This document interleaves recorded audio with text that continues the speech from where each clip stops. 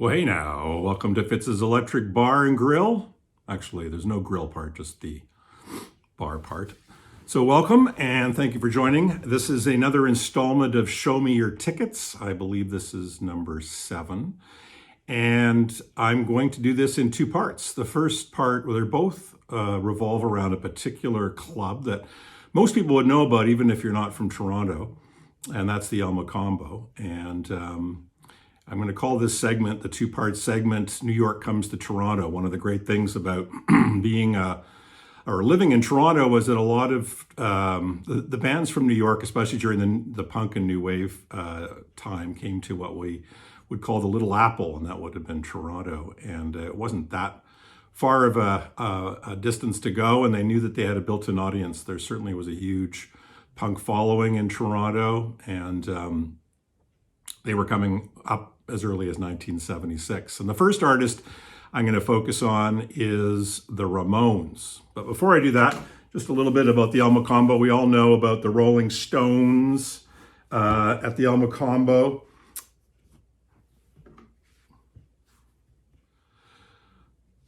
So first, a little bit of history about the Elmocambo. So used to refer to it as the Neon Palms of the Elmocambo on Spadina at college, I believe, and a place where some really amazing shows took place. The one that most people know about, of course, was the one that was released recently, the Elmocambo Rolling Stones show. I've got the CD.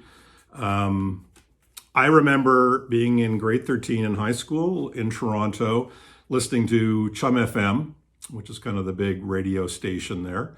And they announced that something was going on at the Elmocambo, and they were giving reports from the Elmocambo, as I remember, interviewing people when they had announced that the Stones were playing there. I don't know if it was at the time of the show or just moments before, but it was a tightly kept secret. They were known as the Cockroaches, I think, on the billing. April Wine were supposed to be doing, a Canadian band were supposed to be doing a headline show there. And so, yeah, it was a big deal. It's kind of like, oh my God, the Stones are there. And it became famous later for a couple things. I guess one of them is one side of Love You Live was recorded at the Elmocambo, and that was some of their blues stuff. And also Margaret, wife of, maybe separated wife at that time, of Pierre Elliott Trudeau, the senior Trudeau, who was then Prime Minister of Canada. And she was running wild and hanging out with the Rolling Stones at the Elmocambo. Anyways, I remember just thinking, oh my God, I wish I was at that show. And then it was just recently released, I guess, much of the show released here in this particular one. Very good, actually. Sometimes when a show or a band has got there's a history around it. Sometimes the actual live performance isn't all that great. But in this case, some really good live stuff. So that's, one way the Elmocambo is known. The other one, for those Elvis Costello fans, this was originally released as a bootleg. I think this was the bootleg of the Elvis Costello at the Elmocambo show in 1978.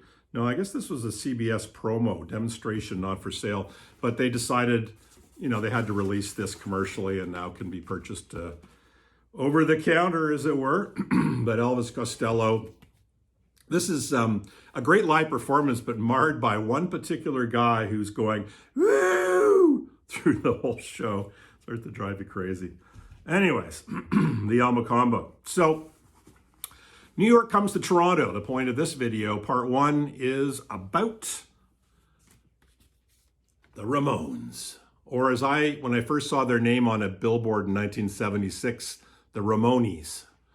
And this is a great live record. Anybody, I almost feel like you could just get this and skip all the studio ones. I mean, that's sacrilege, but this is so good. It's, the song I Don't Care, Joey just comes on, typical Joey fashion, and he goes, well, I don't care. And then it's counted down by Dee Dee.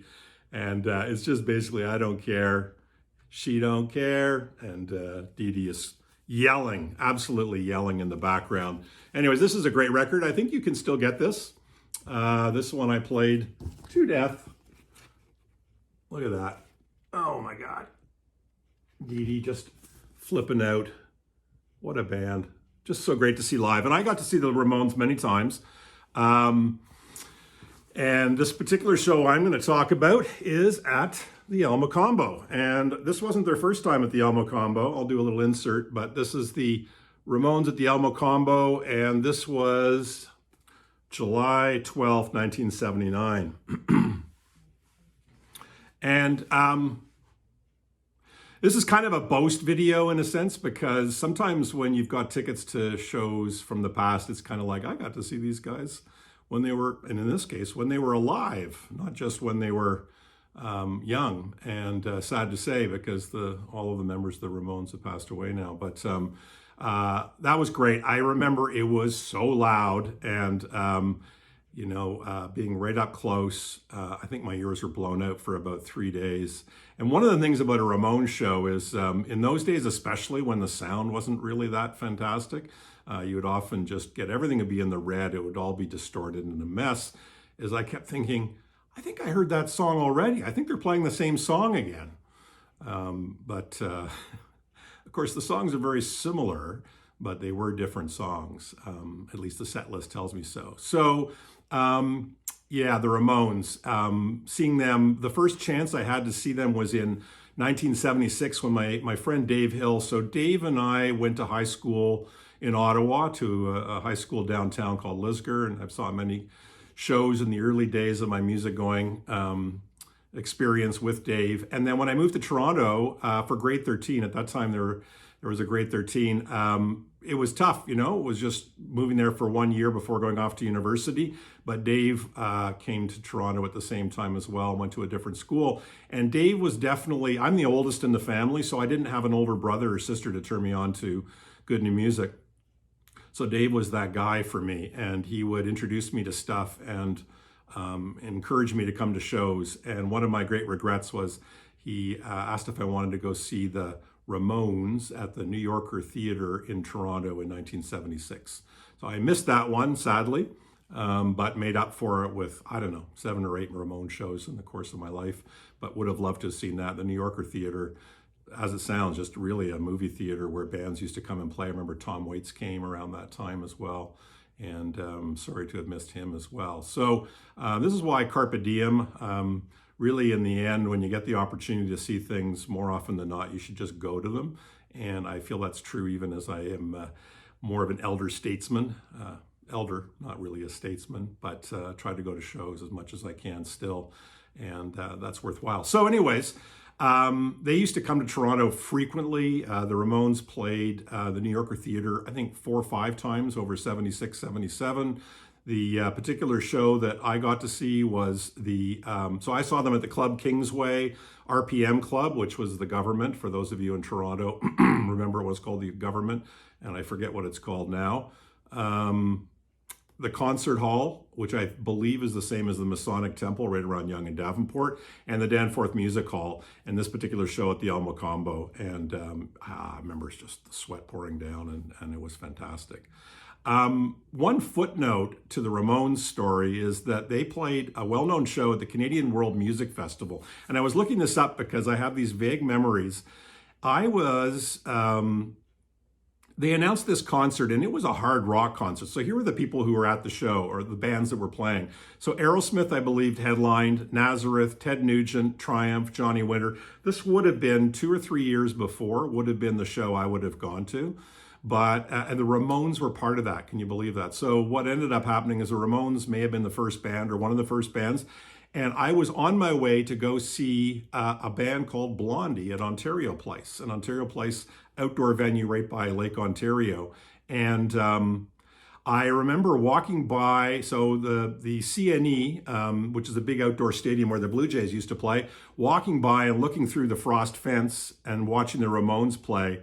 And they did not get many songs into their set when people started throwing stuff at them. So it was just like, even I knew at that time that putting those bands together, putting the Ramones on that stage, was absolute suicide. So they played a few songs, bottles and garbage rained down, and they basically said F you and ran off the stage. I don't think they got many songs into their set before they ran off the stage. And I think I timed my visit, I'd like to think, so that I could see them on my way to go see Blondie. But that really represented the changeover for me, because when I was in high school, Aerosmith, Ted Nugent, those were kind of my favorite bands, and Nazareth was my first concert. But at that time, I was more interested in new wave, or sort of the latter days of punk. So Ontario Place Forum was where Blondie played, and that's going to be part two of my my series.